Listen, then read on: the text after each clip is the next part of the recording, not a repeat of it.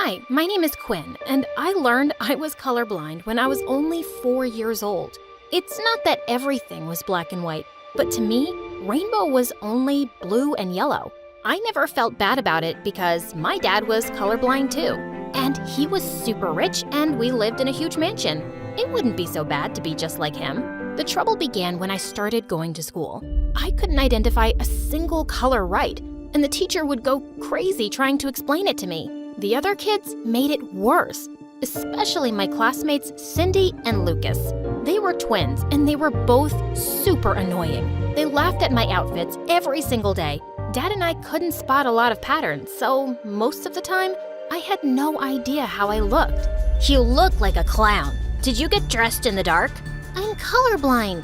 What is that? Sounds fake. Cindy told the whole class that I had made up weird, fake diseases, and everyone looked at me like I was crazy. Lucas was somehow even more annoying than Cindy. He wanted to test and see if I was telling the truth, so he would randomly put paint marks on my things to see if I would notice. Stop ruining my things, you jerk. I knew you lied. You can see the paint. I don't see some colors. Some! One day, Cindy went too far.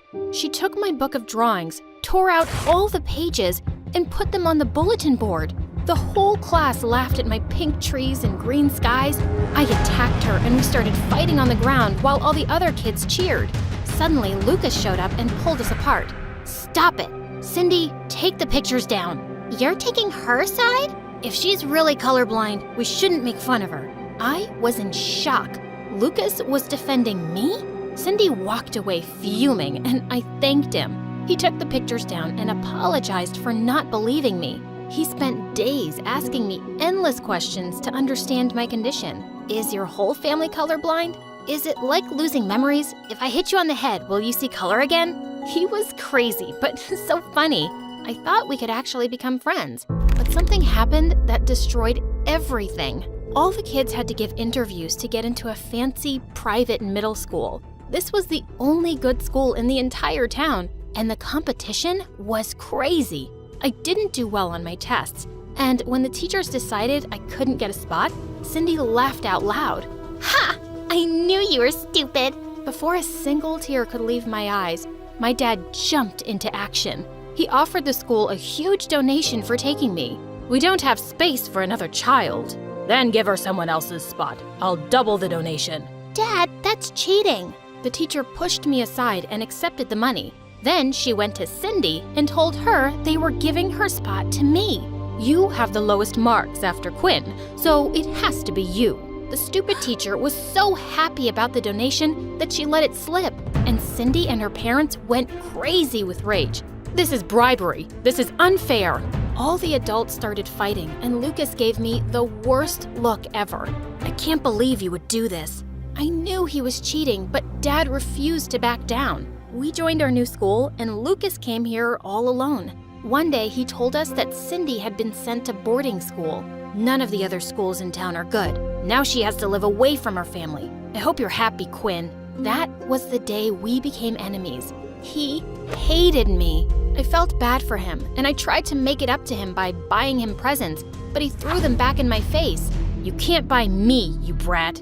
He told everyone in class what happened, and they thought I was a rich, spoiled jerk. He called me stupid names in class, and he made fun of my outfit so much that I started asking my maids to choose them for me. As if school wasn't hard enough, as I was growing up, the subjects were getting harder, and our textbooks labeled everything in different colors. My teachers taught with colored chalk and sent us color-coded notes for every class. Every time I failed, Lucas was ready to attack me. Why don't you just buy yourself a better grade? I threw my paper in his face. Even if I was bad at getting grades, I could still dance, sing, and run. I started going to classes and training after school, and in a few months, I was a part of both the school track team and the cheerleading squad. I guess you can buy a place in any club. Shut up, Lucas. Make me. I did make him shut up when I won my first gold medal in track. I rubbed it in his face so hard. When my winning streak continued, my principal called me to her office to congratulate me and said, Quinn, you can get amazing offers from colleges if you keep performing like this. But You have to maintain an average grade of a C. That made me nervous, and her solution made me want to throw up. We're going to partner you up with the best kid in school, Lucas. Lucas walked in with the most evil look on his face. The teacher said that Lucas would be my partner in every class from now on, and he would tutor me every day after school. Oh no. I tried to protest, but my teacher thought it was a great idea, and Lucas agreed with her. What was he going to get out of this? The answer was simple. He wanted to torture me. He gave me a mountain of homework every day, and if I didn't do it, he threatened to report me to the teacher. Whenever we partnered up for projects, he made me do all the work for the learning experience. He was going out of his way to annoy me. And one day, I just vented to my dad about it at dinner. I was not prepared for what Dad did next. He showed up at school and barged into class with the principal. They announced that Lucas was expelled for bullying me. What?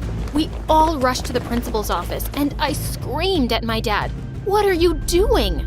Getting rid of your bully. I didn't want you to solve my problem. I just wanted your support. I am supporting you. You can't just crush people's lives for me. It's not fair. It's what made everyone hate me in the first place. If you do this, I am never talking to you again. Dad looked shocked. We had never shouted at each other like this. Fine, he can stay. Never bully my daughter again. With that, Dad stormed out without even looking at me. I'd never fought with him before, and I couldn't help but cry. When Lucas offered me a tissue, I slapped his hand away. I don't want your help. Just go away. I'm not helping you. I'm just standing near you, and I happen to have a tissue. I snatched it out of his hands and turned to leave, but he pulled me back. Why didn't you just let him expel me? Don't I bug you? I'm not a jerk. I hated taking Cindy's place, and I wish I could undo it. I'd never do that to someone again. I may have been meaner to you than I needed to be. I'm sorry. You're what? I'm sorry, okay? I'm not saying it again. With that, he ran away, and I was stunned. This was the nicest conversation we'd had in years. When I went home that day, Dad and I sat down to talk about what happened. To my surprise, he apologized for going overboard. I made him promise to trust me and let me handle my life myself. How can I make it up to you? Is there anything that you want? That's when I got an idea. I asked Dad to pay the school to offer Cindy a place again. She's living away from her family because of us. We should fix it. Dad agreed, and the next day, he put in a request to have Cindy transferred back. She accepted the offer from our school, and when Lucas realized she was coming back, he went crazy. Did you do this? Yes, I'm so happy she got accepted. Thank you. He grabbed me in a hug so tight, I could barely breathe.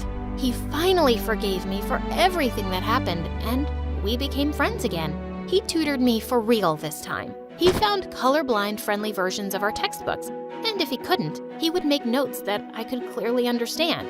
I finally got a B average, and I got an offer from an amazing college. I literally flew into Lucas's arms. He lost his balance and we fell. Our faces were so close together that I blushed. Suddenly, someone pulled him away from me. It was Cindy. She was back, and I was nervous. I was sure that she still hated me for all those years she had to be away from her family. But she acted totally sweet and normal. I know you took my spot, but I bullied you when we were kids. We both did stupid things. I miss my family, but I had a nice life in school. I'm just happy to be back now, and I hope we can be friends. I was shocked, but Cindy and I actually started hanging out. When Lucas finally got into his dream college, we all celebrated together. One day, Cindy showed up at my house, and she was in tears. She told me that her family was out of money. There's no way they can pay for Lucas's college, but he literally dreams about college. He can't go unless you do something about it. Your dad has connections, right? He can convince the college to give him a full scholarship. No. We can't interfere. We have to. Lucas already has a spot, so we're not hurting anyone. He works so hard. He deserves this. I was scared, but she was right. I asked my dad for help, and he said, I have a friend at the university I can talk to. I'll do it. A few days later, Lucas showed up at school, fuming. Did your dad contact the scholarship committee behind my back? No. Tell me the truth. Everyone fell silent. Yes, he did. They just sent me their rejection letter for using my connections to get a scholarship. They banned me from applying again. You ruined everything, Quinn. My jaw hit the floor as he stormed off. I'd messed up horribly. Lucas refused to come to school, and he didn't pick up any of my calls.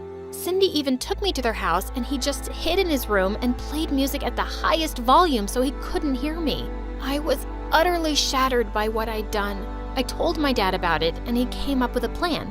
He apologized to the committee and told them that Lucas had no idea about his involvement. My daughter has a crush on the kid at school, so she made me do it. Oh my God, Dad! With his explanation and a sizable donation, the school agreed to lift the ban on Lucas. I literally flew over to his house to tell him about it. He wouldn't open the door, so Cindy let me in through the window in his room. Ah! The college wants you back. They lifted the ban. I got their email. Did your dad pay for this too? Maybe he did. So what? It feels like you do whatever you want and you just pay for your problems to go away. I didn't pay for my problems to go away. I did it for you. I thought you deserved that school. You're being an idiot, Lucas. I convinced Quinn to help. She didn't even want to do it. I could have gotten into so much trouble. I just acted rashly because I care about you. I wanted you to have what you want, and I almost ruined everything. I'm really sorry. When Lucas finally forgave me, I literally burst into tears. I did not like feeling guilty. They both hugged me, and I finally felt better. I promised to never mess with their lives again. Now that all three of us were friends, Cindy noticed my feelings for Lucas instantly. She was so excited for me to ask him out, but I would get all nervous and chicken out every time. One day, Lucas and I were sitting in the cafeteria when a boy walked up to me. Hey, Quinn. Cindy said you were looking for a date, so I thought I'd take you out to dinner. You in? Cindy gave me a wink, and Lucas just glared at him. She can't go out with you. She's going out with me. I am? Oh, I didn't ask you. I'll do it now. Quinn, you want to go out with me? Dude, I asked her first. She'll pick me. I don't know. Aw, come on. It's a real pickle. I'll need 2 or 3 days to think about it. Lucas leaned across the table and kissed me. I was breathless. Yes, my plan worked!